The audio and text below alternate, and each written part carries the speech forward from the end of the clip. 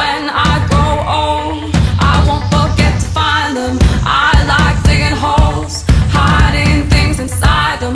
When I grow old, I won't forget to find them.